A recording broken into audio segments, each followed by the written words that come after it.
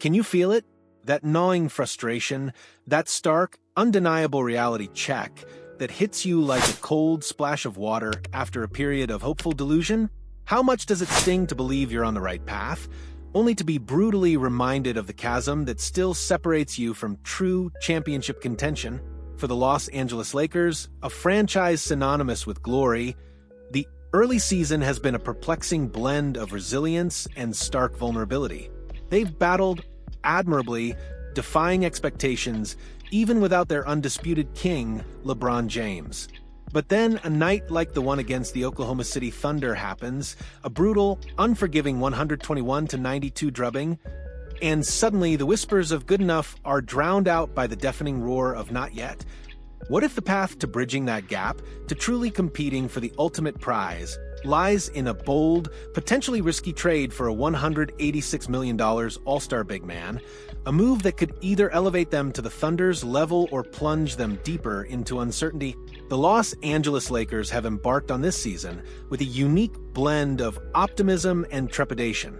Despite the absence of their iconic leader, LeBron James, who has been sidelined with injuries, the team has shown flashes of brilliance, demonstrating a surprising resilience and a newfound depth that has kept them competitive. The acquisition of Luka Doncic has undeniably injected a fresh, electrifying energy into the purple and gold, transforming their offensive attack and offering a tantalizing glimpse into a future beyond the LeBron era. Young talents like Austin Reaves have continued to blossom, proving their worth as consistent performers and vital contributors. There have been nights where the Lakers have played cohesive, impressive team basketball, showcasing their potential and hinting at the championship pedigree that still resides within the organization. These moments have fueled the belief among the faithful that even without LeBron, this roster possesses the talent and grit to contend. However, the NBA is a league of brutal honesty, and sometimes the truth arrives in the form of a lopsided scoreboard. The Lakers' recent 121-92 loss to the Oklahoma City Thunder wasn't just another defeat. It was a resounding, unequivocal statement, a harsh reality check that exposed the significant gap that still exists between the Lakers and the league's true championship contenders. The Thunder, a young, dynamic, and incredibly talented squad, simply outclassed the Lakers in every facet of the game, demonstrating a level of synergy, athleticism, and offensive firepower that LA simply couldn't match.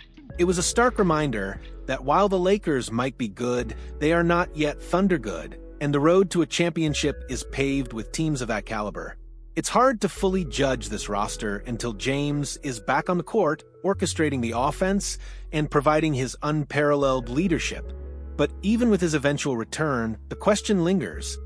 Is this current iteration of the Lakers truly equipped to go toe-to-toe with the likes of the Thunder, the Nuggets, or the Celtics in a grueling 7-game series?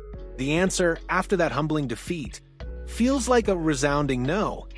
This realization, this urgent need to bridge the gap, often leads general managers to the trade market, that chaotic high-stakes arena where fortunes are made and lost.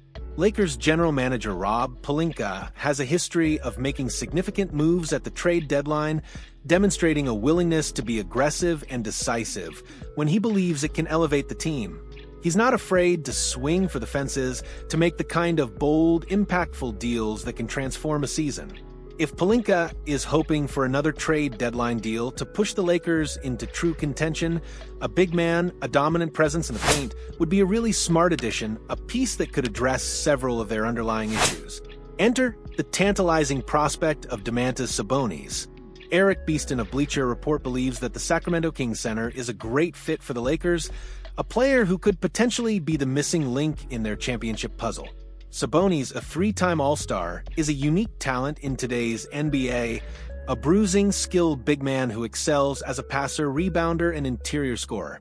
Beeston highlights his strengths, stating, Sabonis is a more aware player than DeAndre Ayton and could fill the gaps that the latter does not, while allowing the Lakers to run two bigs if and when the situation presents itself. This awareness is crucial.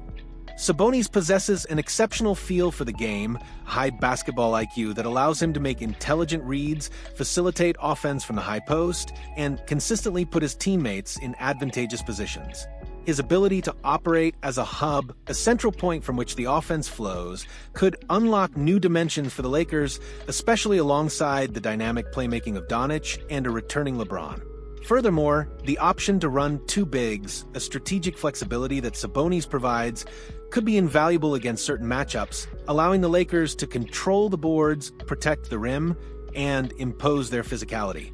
Sabonis' individual statistics, while still impressive, show a slight dip this season.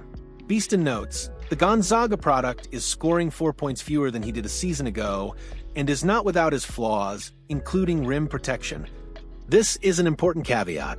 While Sabonis is a phenomenal rebounder and a skilled defensive player, his defensive impact, particularly as a rim protector, is not always elite. In a league increasingly dominated by athletic shot-blocking bigs, this is a legitimate concern for a team with championship aspirations. However, Beeston concludes that despite these flaws, Sabonis is a significant enough upgrade and potential difference-maker that Los Angeles needs to explore adding him to the mix. The potential upside, the transformative impact he could have on their offensive flow and rebounding dominance, is simply too great to ignore. But here's where the skepticism creeps in, where the cold, hard analysis clashes with the allure of a big-name acquisition.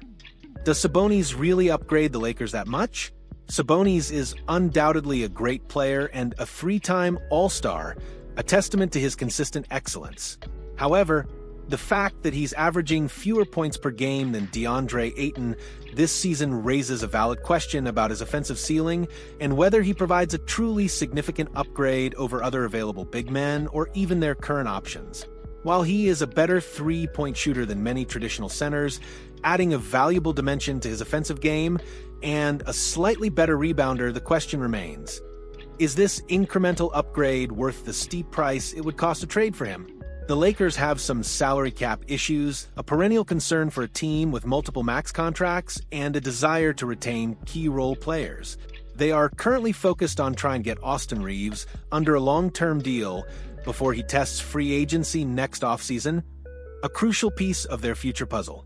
This financial constraint means that any trade for Sabonis would require Pelinka and his front office to get creative and find a way to make the money work, a complex dance of cap gymnastics and asset management. The Bleacher Report article suggests that if the front office can pull off such a feat, Sabonis could very well be the difference between watching the Thunder compete for another NBA title and battling for one themselves. This is the ultimate stakes, the tantalizing promise that drives every trade deadline decision. But the warning is clear. If the Lakers can get Sabonis at a decent price, then he'd be a smart player to add. But they shouldn't sell the farm for him. The cost-benefit analysis must be meticulous, the discipline unwavering. Adding another layer of difficulty to a potential Sabonis trade is the fact that the Lakers would not be alone in their pursuit. According to Sam Amick of The Athletic, a respected voice in NBA circles, multiple teams would be interested in acquiring Sabonis if he becomes available. So, as it relates to Sabonis, my understanding is there are at least a few teams that have raised their hand to say, yeah, he's somebody we don't talk about. Amick said on the Carmichael Dave show, this competition would undoubtedly drive up the asking price, forcing the Lakers to potentially part with more draft capital or young talent than they might prefer. Furthermore, the Sacramento Kings, Sabonis' current team, might be more inclined to trade him to a team they don't share a state with, like the Lakers. While this won't stop them completely from considering a deal with LA, they'd likely take a comparable offer from another team over the Lakers, simply to avoid strengthening a division rival and a team within their own state. This adds a significant strategic hurdle, forcing Pelinka to not only outbid but potentially overbid other suitors. The Los Angeles Lakers stand at a critical juncture. They have a strong start, a new superstar in Luka Doncic, and the imminent return of LeBron James.